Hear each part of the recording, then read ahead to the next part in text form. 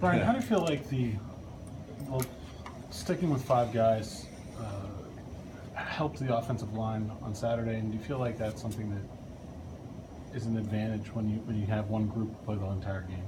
I definitely think it's an advantage to have one group play the entire game.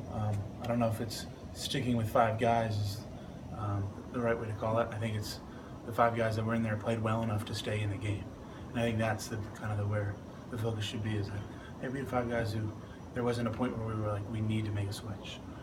So that's more comforting than knowing just hey, the coach didn't make the decision. The coach doesn't make the decision. The decision is made based on how the place goes. Did you see some improvement when you watched video on Sunday? I did, a little bit, yeah. I think we definitely aren't there yet. By no means are we established or arrived, but I think we did some better things against this past week than we did in past weeks. But none of that means anything if we don't take care of business this weekend against Duke. They got a good front. They got a top 20 defense nationally, so it presents a challenge for us. I think they have the 3rd best run defense in the ACC, I believe. And that's for a reason. They make a lot of plays. They disrupt a lot of things. So looking forward to the opportunity. We just had Sean Adowu in here. He was talking about how him and some other guys are really just trying to stay positive, sort of spread that message throughout the team. I mean, I know you're a guy who gets really frustrated when you lose. How do you try to find that balance of, spreading the positivity, but also, holding people accountable and trying to turn this around? Right. Yeah. I mean, I definitely do get frustrated losing. I think any high-level competitor does. So I think that's kind of natural, but being able to use it the right way, and using it in terms of what can I do and to change my preparation to change the outcome. One of the things I've said before is you can't keep doing the same thing and expecting a different result. So what can I personally do on a Wednesday practice like today or a Wednesday afternoon when I have some free time to get better to play Saturday? I'm not focused on the fact that the record isn't what we wanted or focused on that things haven't gone the way we should, but where can I go from where I am right now, and what is a step that I can take to get better, to be able to play a lot better on Saturday? So what are some of those things that you are changing? Maybe you said, that you didn't do before that you think you guys are trying to instill in order to make a different outcome? I mean, I think personally, and especially for an offensive line, is being able to pick up movement and pressures in the run game a little bit better than we have. I know I got kind of beat inside on a couple movements on runs in the past couple weeks, and that's something I personally want to fix. So kind of just studying pressures, studying movements and line stunts for me is something that I can work on.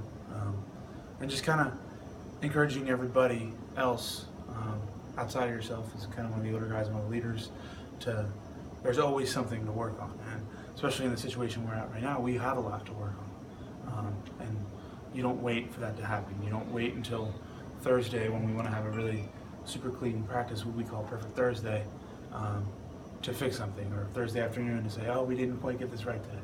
Let's fix it now so that when we do it right, let's fix it yesterday, Tuesday. So when we did it earlier today, it was right. When we did some of that, and kind of just not waiting for things to change and waiting for a coach to tell you to change a little bit. Go out and do it yourself. Brian, do you feel at all with the running game that guys may be trying to do too much or hit that big play or try to turn it all in one play, whether it's a lineman or a back or whatever?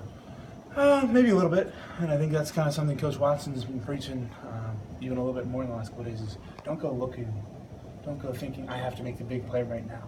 You make the big play by how you play every single play and how you bring it every single play, and you do your job and do your assignment every play, and you run hard and block hard and you finish hard, and big plays come off of that. It's not anything that we can sit here and say, well, I wish we were doing this, blah, blah, blah. No, it's we have to do a better job.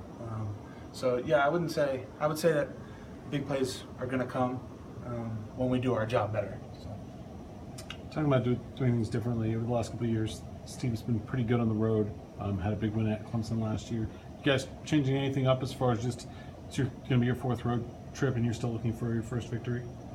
In terms of what, like operation? Just different, team meal or the way you're getting to the airport or anything like, just changing some stuff up. That's not really kind of my area. I just kind of do what I'm told and be where I'm supposed to be on time, hopefully. But one thing we kind of talked about as an O-line is, hey, our offense hasn't been great in the 3rd quarter. I mean, that's not me giving you guys any secrets. It's stats. We haven't been great in the 3rd quarter. So when we come out of the locker room at halftime, how can we do something different? You know, everybody has their own way of stretching and getting loose and getting ready for the second half. Why don't we take a minute as an offensive line and do something together in terms of coming off the ball or whatever, getting in sync with the running backs and kind of simplifying things like that. There's so many things that go into every week that we kind of always want to evaluate, like, well, what can we do better?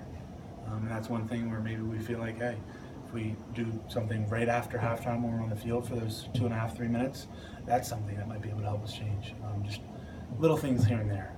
But when it comes down to it, it's got to be able to just play better, perform better, and produce better results. And that's really it. But in terms of a little thing like that, that's probably the only thing I've heard about that we're going to try to do a little different. We asked you last week if you were going to expand your game a little bit. You kind of played dumb. So I don't think so. Yeah. And all of a sudden, I see you running down the sidelines. Yeah. So you knew all along, right? See, I try to be really honest and straightforward with you guys, so I think I owe most of you guys an apology because I did know. I apologize for that. But, I mean, we had ran it at the very end of practice on Tuesday of last week, and he told me about it, like midway through practice, ran it.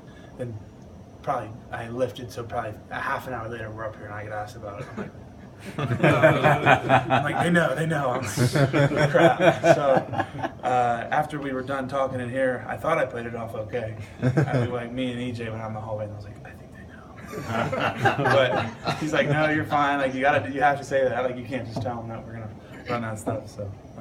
So you're head back in the Heisman ring now? I don't know. I didn't get in the end zone. So. How would you grade your catch and run? I mean, it doesn't go in as more than like a 10-yard rush, but I mean, you caught that thing at like the 20 and had to start turning upfield to try to get there. Yeah, I mean, kind of just goes to do your job. I thought I did my job in terms of we ended the play with the ball in our hands, and that's kind of we almost didn't, and I almost lost it. So that was the most important thing, and the thing the coach stressed the most is we have to end this play with the ball in our hands.